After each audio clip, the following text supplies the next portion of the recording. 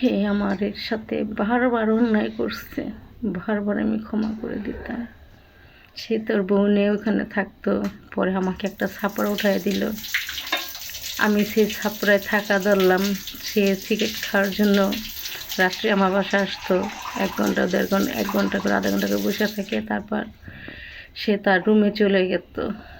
এভাবে করে তখন আমি ছোট মানুষ, তারপর আল্লাহ আমাকে অনেকটা ধৈর্য, অনেকটা কষ্ট দিচ্ছিল আমাকে আল্লাহ, যে আমি সেই ধৈর্যটা পার দিতে পারছি। যে আমার স্বামী তার ওয়াইফকে নিয়ে শুয়ে থাকতো তার ঘরে আমার জায়গা ছিল না। 32 হাতের একটা ঘর ছিল তাদের বাড়িতে, চোহালিতে, কিন্তু তার ঘরে জায়গা ছিল না। আমার একটা 6 টিনের একটা ছাপড়া দেয়া আমারে সেখানে রাখলো।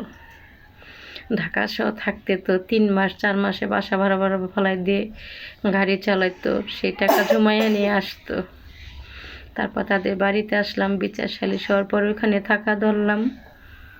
সে আমার সাথে বারবার অন্যায় করছে, বারবার আমি ক্ষমা করে দিতাম। সে তোর বউ নিয়ে ওখানে থাকতো, পরে আমাকে একটা ছাপড়া উঠাই দিল।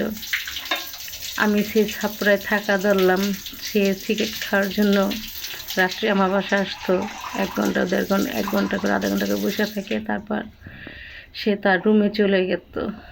এভাবে করে তখন আমি ছোট মানুষ, তারপর আল্লাহ আমাকে অনেকটা ধৈর্য, অনেকটা কষ্ট দিচ্ছিল আমাকে আল্লাহ, যে আমি সেই ধৈর্যটা পার দিতে পারছি। যে আমার স্বামী তার ওয়াইফকে নিয়ে শুয়ে থাকতো তার ঘরে আমার জায়গা ছিল না। 32 হাতের একটা ঘর ছিল তাদের বাড়িতে, চোহালিতে, কিন্তু তার ঘরে জায়গা ছিল না। আমার একটা 6 টিনের একটা ছাপড়া দেয়া আমারে সেখানে রাখলো।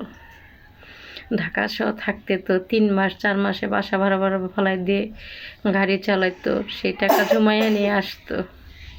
তারপর তাদের বাড়িতে আসলাম, বিচার সালিশ হওয়ার পর ওখানে থাকা ধরলাম।